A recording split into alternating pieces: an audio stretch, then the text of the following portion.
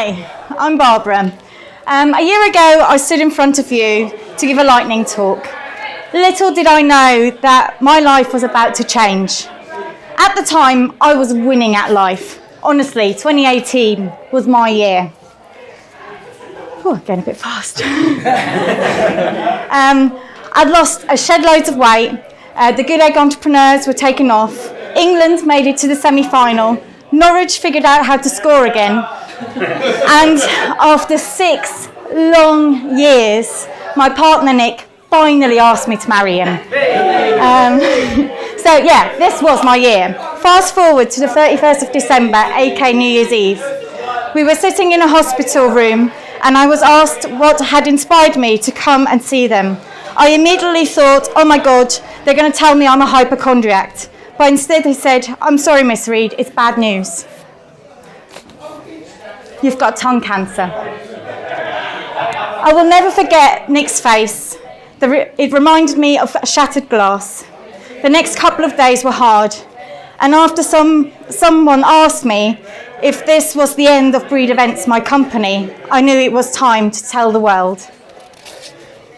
So I took to social media and announced, this will be the hardest and biggest challenge.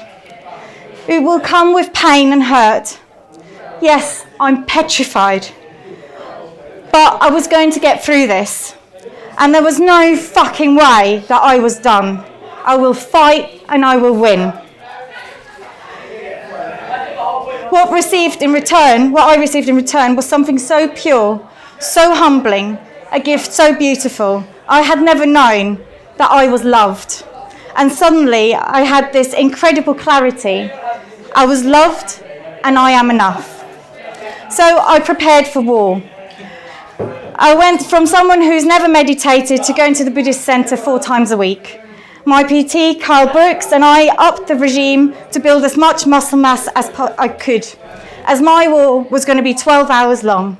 It required to have my tumor, which that means part of my tongue removed, and a transplant made out of my arm, which then would be patched up with part of my leg.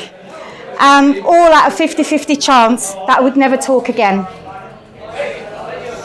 War arrived on the 7th of February, and I was stronger and fitter than I'd ever been before. I fell asleep, I woke up, and I could speak.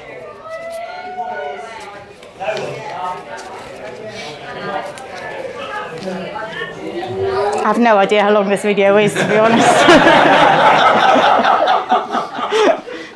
But yeah, whew. There you go. What followed was the ICU, being tube fed, and incredibly exciting cocktails of drugs, falling asleep mid-sentence, and needing help with the most basic of bodily functions, the definition of vulnerability. But after that came a lot of firsts. Solid food, wow. First night in my bed, washing my hair, first time outdoors, and 4 weeks post-surgery, my first Good Egg Entrepreneurs event. Then came all the stuff they don't tell you about. Random attacks of fatigue, which still persist now. Being admitted to A&E with post-op constipation, a personal low. And the craziness of having to buy a house mid-cancer treatment, as your deposit savings mean you aren't entitled to benefits. So I said, fuck you, I'm buying a house. One of my lifelines in all this mess was a charity called Shine. They help me and people in their 20s and 30s experiencing cancer, and being amongst people that get it really made a change. And this was me fundraising, crowd surfing in the summer, so obviously feeling a lot better. So at Shine, we have a thing called catchphrase bingo, and 9 of them have been said to me, to my face. The most recent one being, amazing, you are in remission. You must be so relieved, everything is back to normal. The truth is, I honestly thought that by now, I would have ticked cancer off my list and gone back to normal.